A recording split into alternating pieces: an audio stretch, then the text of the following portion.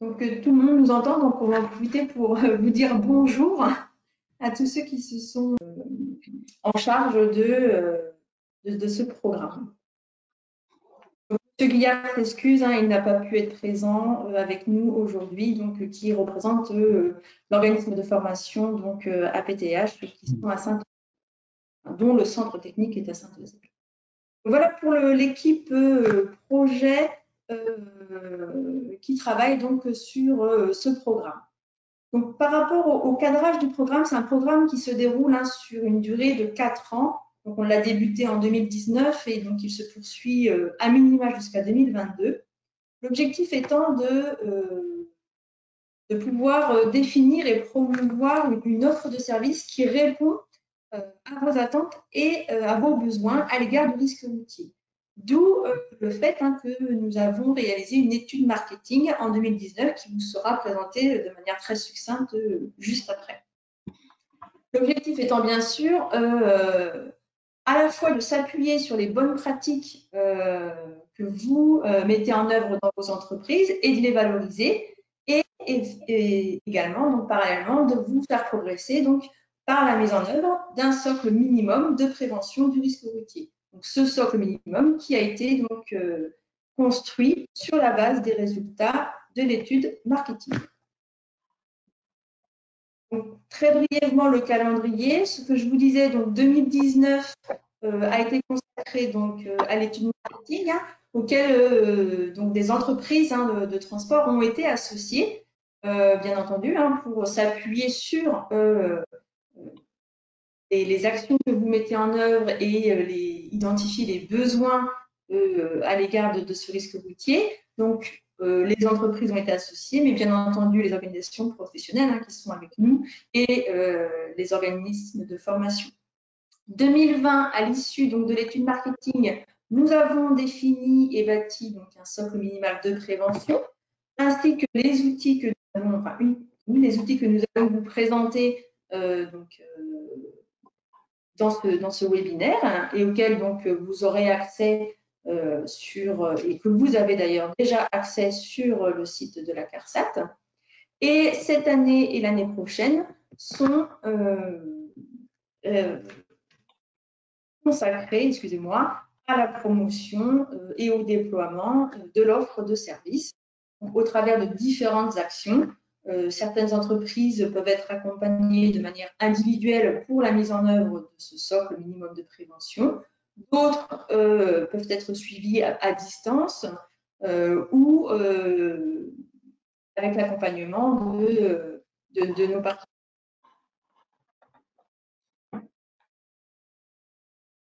Cette étude marketing réalisée en 2019, on l'a réalisée en 2 temps. On avait un premier volet plutôt quantitatif où on vous avait adressé un questionnaire avec un certain nombre de questions nous permettant de pouvoir appréhender votre niveau de maturité à l'égard du risque routier et puis commencer à identifier donc quels seraient les besoins et vos préoccupations en termes de sécurité et santé au travail.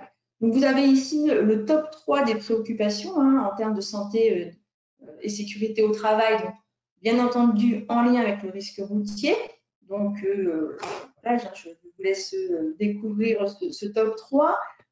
Et puis, donc, un certain nombre d'autres éléments d'information qui ont été obtenus donc, au travers de ce questionnaire, où, par exemple, lors des déplacements, les communications passent majoritairement par le téléphone portable et plus de 50% d'entre vous, enfin, des répondants tout du moins, sont équipés de systèmes informatiques embarqués. Donc, un certain nombre d'informations et d'éléments qui nous ont permis de pouvoir construire le volet qualitatif de cette étude. Et pour la partie qualitative, nous avons organisé 3 focus groups et donc une vingtaine d'établissements se sont mobilisés pour participer à ces focus group et définir ensemble les mesures socles de prévention. Donc, comme vous est représenté sur ce petit graphique, on a utilisé le principe de l'entonnoir, c'est-à-dire que lors du premier focus group, on a fait échanger donc, les participants des entreprises sur 11 mesures de prévention. À l'issue du premier focus group, avec donc les organisations professionnelles, entre autres, donc on a retravaillé les mesures pour en proposer 7 lors du deuxième focus group, et ainsi de suite, et pour au final définir 4 mesures de prévention socles à mettre en œuvre donc sur la prévention du risque routier. Donc voilà très brièvement la manière dont on a réalisé l'étude marketing et surtout ce qui est important, d'où est issu ce socle minimum de prévention. Donc voilà, c'était très bref, hein, mais l'idée c'est plutôt voilà, de se consacrer sur l'offre de service maintenant, hein, ce qui est l'essentiel pour vous. Donc les 4 mesures prioritaires, qui sont donc les 4 mesures de prévention socle, sont définies dans ce qu'on appelle la brochure socle, qui est à disposition donc avec la boîte à outils sur le site de la CARSAT Bourgogne-Franche-Comté. Donc ce socle de prévention, donc les mesures, la première mesure est bien entendu d'évaluer le risque routier sur la base des 4 axes et de définir un plan d'action associé. Donc, il n'était bien entendu pas envisageable de demander de mettre en œuvre des mesures de prévention sans s'assurer que le risque routier soit évalué. Et évalué, j'ai envie de dire, sur la base des 4 axes que je vous présenterai donc très brièvement par la suite. La deuxième mesure concerne tout ce qui est gestion des communications entre le conducteur et le service d'exploitation, et notamment la définition de règles de communication et la formalisation de ces règles dans un protocole de communication. Donc, ça fait écho hein, à un des résultats hein, de l'étude marketing. La troisième mesure qui est la formation des acteurs, donc avec l'identification de 2 profils, une formation dirigeant et une formation sur un référent risque routier. Et la quatrième mesure qui concerne la sensibilisation des salariés aux risques liés aux conduites addictives et aux règles en matière d'hygiène de vie. Donc voici les 4 mesures socles que donc les entreprises de transport mettent en œuvre pour prévenir le risque routier. Donc, je vais vous présenter très brièvement chacune des mesures. La première étant l'évaluation du risque et la définition du plan d'action associé. Donc, 5 étapes. Je ne vais pas m'attarder sur ces 5 étapes. Je préfère donc vous présenter les 4 axes que j'évoquais donc juste précédemment. Effectivement, quand on parle d'évaluation du risque routier, on veut que les entreprises s'interrogent sur l'organisation des déplacements, la gestion du parc des véhicules, les communications mobiles et la compétence des salariés.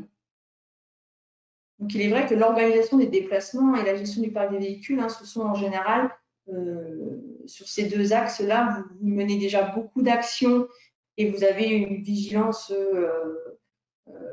accrue, j'ai envie de dire, hein, sur la gestion du parc de vos véhicules et puis forcément l'organisation des déplacements. Après, voilà, sur les communications mobiles et sur la compétence des salariés, alors, autre que les formations réglementaires, hein, bien entendu, là, effectivement, sur la base hein, des états des lieux que nous avons menés hein, dans les entreprises, c'est effectivement souvent sur ces 2 axes-là où il se peut qu'il y ait des mesures, des actions à mettre en œuvre hein, pour améliorer ces axes. Par rapport à la mesure numéro 2, sur la gestion des communications, quel est l'objectif de cette mesure? Dans un premier temps, c'est de sensibiliser les salariés sur l'impact du téléphone portable au volant. C'est de réaliser un état des lieux des besoins donc, de l'entreprise en communication. Encore une fois, la communication entre le service d'exploitation et les conducteurs, et inversement, hein, du conducteur au service d'exploitation. Après analyse de ces besoins, c'est de définir une organisation adaptée et des règles de communication et de formaliser ces règles dans ce qu'on appelle un protocole de communication partagé. Pourquoi partagé? Puisqu'il doit être partagé entre le dirigeant, le service d'exploitation et les conducteurs. Concernant la mesure 3 sur la formation des acteurs à la prévention du risque routier. Dans le cadre de cette mesure, nous nous sommes entourés des organismes de formation du secteur, que sont l'AFTRA, la PTH et Forger Formation, ex-Forger Formation, qui est devenu Abeskill aujourd'hui, pour élaborer un dispositif de formation spécifique à la prévention du risque routier sur 2 profils. Le profil dirigeant, donc sur une durée d'1 journée, et le profil référent risque routier sur une durée de 2 jours. Donc, c'est 2 fois 1 journée avec un travail en intercession. L'objectif pour le dirigeant, c'est de pouvoir avoir des éléments de langage et comprendre la démarche de prévention du risque routier et manager donc au sens propre et au sens large la santé et la sécurité au travail. Pour le référent risque routier, qui sera donc dans la plupart du temps à identifier au sein de l'entreprise, l'objectif c'est qu'il soit en mesure d'animer la démarche de prévention du risque routier en lien bien entendu avec le dirigeant. C'est d'ailleurs pour ça une des raisons principales pour lesquelles on souhaite également que le dirigeant suive cette formation sur une durée d'1 journée. L'objectif étant de contribuer à la réduction du risque routier, bien entendu, via l'évaluation et la définition et la mise en œuvre d'un plan d'action du risque routier. Pour vous accompagner dans la mise en œuvre de la formation, on a fait voter par nos partenaires sociaux une récompense exceptionnelle. L'objectif étant donc d'accompagner les entreprises de Bourgogne-Franche-Comté dont l'effectif est supérieur à 19 salariés dans la mise en œuvre de la formation. Donc, la durée de validité de cette récompense exceptionnelle s'étend jusqu'au 31 octobre de cette année. Donc, il y a eu certaines règles pour pouvoir bénéficier de cette récompense exceptionnelle, comme être parmi, par exemple, les 15 premiers établissements inscrits et ou participants donc, aux sessions de formation dispensées par chacun des organismes de formation. Donc, c'est une participation financière à hauteur de 70% du montant hors taxe de la facture, avec un plafond de 500 € par entreprise. Et on vous a mis à disposition également dans la boîte à outils le formulaire des conditions générales d'attribution de cette récompense. Et enfin, la dernière mesure concerne la sensibilisation des salariés donc, aux risques liés aux conduites actives et aux règles en matière d'hygiène de vie. L'objectif étant de mener des actions de sensibilisation à destination des salariés sur ces différentes thématiques. Ça peut être très bien être l'usage de substances psychoactives, sur l'alimentation, sur le sommeil. Ce qui est important, c'est de se reposer sur ce que vos conducteurs vous remontent ou ce que vous pouvez entendre pour orienter et traiter les thématiques qui intéressent vos conducteurs. Donc voilà par rapport aux 4 mesures de prévention socle qui, encore une fois, donc, sont détaillées dans ce qu'on appelle la brochure socle de prévention que l'on retrouve donc sur le site de la CARSAT. Sur cette même page du site de la CARSAT, on retrouve un diagnostic pour vous permettre justement de vous auto-évaluer, j'ai envie de dire, sur ces 4 mesures socles. Donc, ce diagnostic, il ressemble donc à cette photo. Pour chacune des 4 mesures socles, vous avez 4 niveaux, hein, de D à A, A étant le niveau optimum, c'est-à-dire bien les attendus, hein, pour cette mesure, et vous l'aurez compris, le niveau D étant donc le niveau que nous ne souhaitons plus voir, hein, du coup, dans les entreprises. Toujours dans ce diagnostic, en fonction des éléments de réponse que vous allez cocher par rapport à votre propre situation, hein, dans votre entreprise, vous avez possibilité donc de définir les actions à mettre en œuvre pour vous permettre, par exemple, de passer d'un niveau C à un niveau B, ou encore du niveau B à un niveau A. Donc voilà pour ce diagnostic. Donc c'est très simple, hein, voilà, il y a juste à suivre.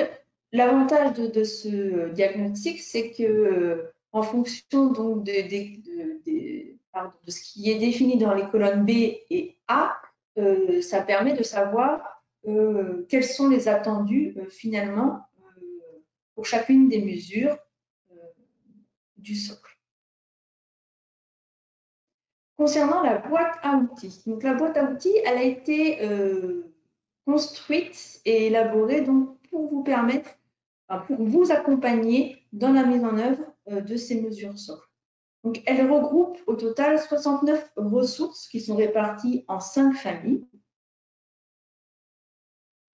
Donc, 14 nouvelles fiches pratiques ont été développées par l'équipe projet spécifiquement donc, pour la mise en œuvre de certaines des mesures.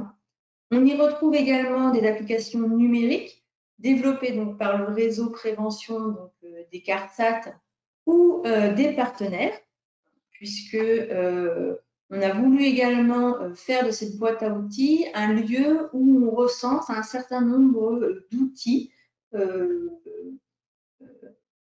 donc d'autres partenaires, qui ont été élaborés par d'autres partenaires également, mais qui traitent de la thématique du risque routier dans votre secteur d'activité. Ce qui fait du coup que cette boîte à outils est très riche.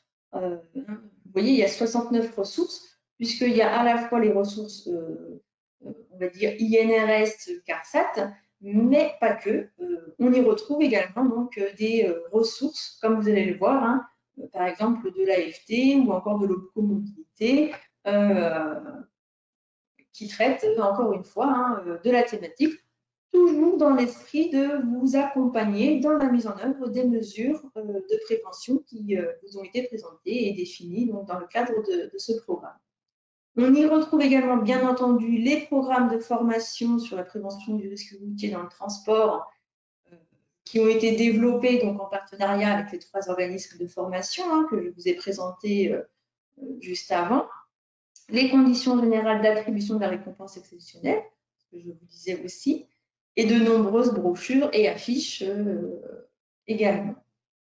Donc cette boîte à outils, elle ressemble, enfin c'est celle-ci, elle ressemble à ça. Donc vous retrouvez ici les 5 familles, donc les 4 mesures socles et une dernière famille pour rouler plus loin.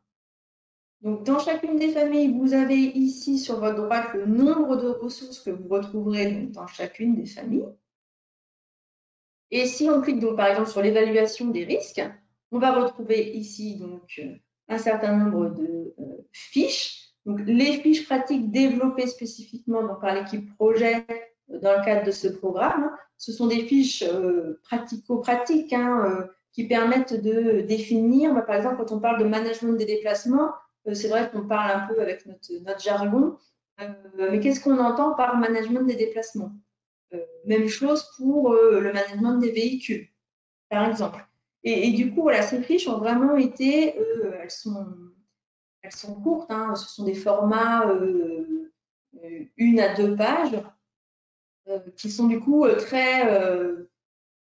voilà, très orientés, très spécifiques et faciles, du moins on l'espère, à lire et à suivre. Là, ici, vous avez un exemple de la page sensibilisation. Alors, pour vous montrer que, par exemple, Vous avez ici le lien direct sur le site web qui a été développé donc, par l'AFT en partenariat avec l'ANACT et la CARSAT Aquitaine, qui s'appelle CAP Transport et Logistique.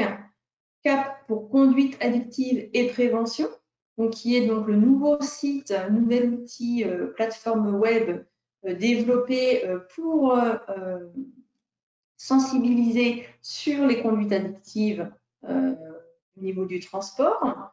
Vous avez également, par exemple, un lien direct sur les programmes pour un bon sommeil dans le transport et nutrition de CARSAT de près, bon, des affiches INRS, des vidéos. Donc, un certain nombre voilà, d'outils pour traiter et mettre en œuvre donc, des actions de sensibilisation dans votre établissement.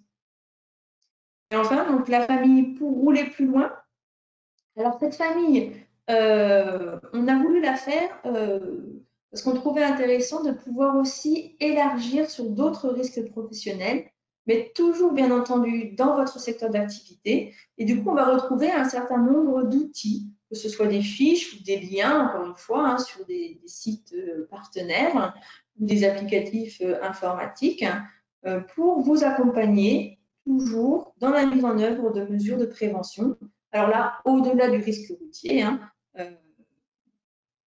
mais par exemple sur le livret d'accueil des nouveaux embauchés, hein, voilà, d'autres thématiques, d'autres risques, pardon, mais toujours dans votre secteur d'activité. Donc voilà pour la présentation. Donc ce que je vous disais, c'est que vous aurez ici donc accès aux liens directs hein, sur l'ensemble des outils, que ce soit la boîte à outils, la brochure, socle et le diagnostic, hein, directement sur cette page TRM Accueil, donc sur le site de la CARSAT. Donc voilà pour la présentation.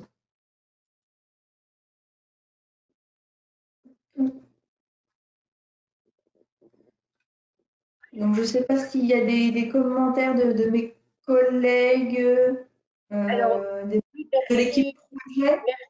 Béatrice, pour cette présentation. Je voulais indiquer un petit complément quant aux formations.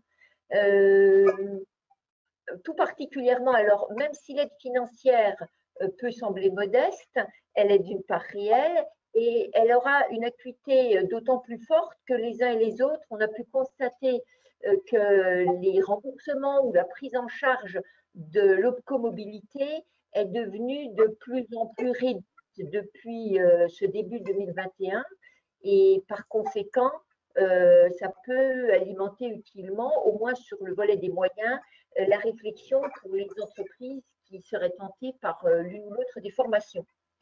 Et puis, je voulais peut-être aussi indiquer, parce que la personne qui était intervenue pour présenter les formations n'est pas là aujourd'hui, mais pour ma part, j'en découvrais la présentation et j'avais été particulièrement séduite par le côté très concret des formations.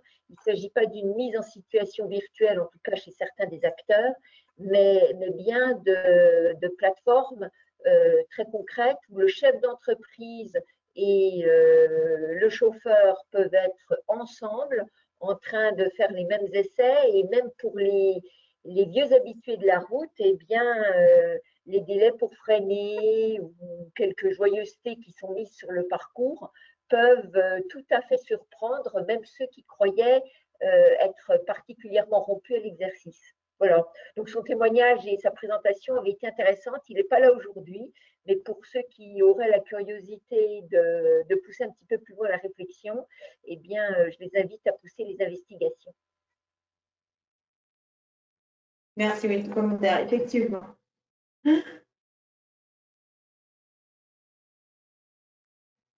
Alors, pour le moment, je ne vois pas de questions.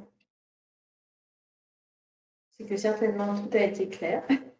Alors, moi, je pourrais bien ajouter un petit quelque chose, c'est simplement dire aux entreprises que ça peut être vraiment l'occasion pour elles, soit de formaliser ce qui existe déjà dans leur structure, parce que beaucoup de choses sont déjà faites, sont déjà réalisées sur la prévention, mais pas forcément formalisées. Et pour celles qui ne l'ont pas fait, c'est l'occasion de remettre à jour les DUER, etc. Parce que les outils sont vraiment très bien faits, très ludiques. Il faut vraiment utiliser cette boîte à outils. C'est quelque chose vraiment, je trouve, de nouveau sur lequel on a beaucoup insisté quand on a créé cette expérimentation, enfin ce projet. C'était vraiment de demander des choses aux entreprises, mais de leur mettre à disposition les moyens clairs et concrets pour pouvoir réaliser cette mise en sécurité. C'était vraiment un point essentiel pour nous, c'était de leur faciliter le travail, de leur donner les outils, qu'ils n'aillent pas chercher à droite et à gauche tout, mais vraiment de leur mettre dans une boîte à outils tous les éléments pour pouvoir aller au plus vite, au plus concret, parce qu'on sait qu'ils ont le temps est compté, donc il faut faire les choses efficacement. Donc ça, c'était très important. Et ils peuvent y trouver d'autres éléments que spécifiquement sur le risque routier. C'est ça que je veux dire, c'est que ça peut leur apporter plein d'autres choses. Oui, tout à fait, oui. Merci Marie de ton commentaire également. Pour aller dans le sens de Marie Breton, à l'énoncé des risques, quand on les entend, on n'est évidemment pas surpris que le fait de téléphoner sur un téléphone portable au volant, y compris dans le cadre professionnel, soit un facteur qui accroît le risque de la route. On n'est pas surpris qu'il faille un minimum d'hygiène de vie pour que le conducteur soit dans les meilleures conditions possibles pour sa vigilance. Mais il faut aussi s'interroger sur l'exercice pris dans le sens inverse, c'est-à-dire que quand on est en train de lister les risques, et bien même si une fois qu'on en entend l'énoncé, ça relève souvent du bon sens, la personne en charge de les recenser peut manquer, si je puis dire, d'imagination quant à la réalité de ce que les personnes à l'œuvre dans l'entreprise pourraient, des situations dans lesquelles elles pourraient se placer, des situations à risque.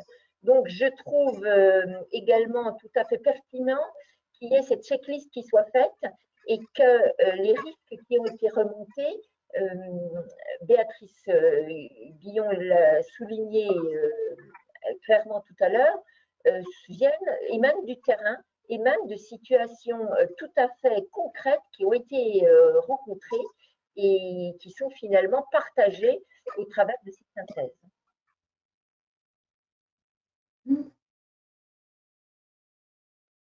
Merci Blandine. Bon, il n'y a toujours pas de questions. Donc, écoutez, encore une fois, on vous remercie de votre participation. Donc, le webinaire vous sera donc envoyé d'ici quelques jours et il sera également donc, mis à disposition sur le site à l'endroit donc de la boîte à outils. Surtout, alors n'hésitez pas à nous contacter si pour toute question ou besoin. Voilà, nous sommes à votre disposition pour vous accompagner dans la mise en œuvre de ces mesures de prévention.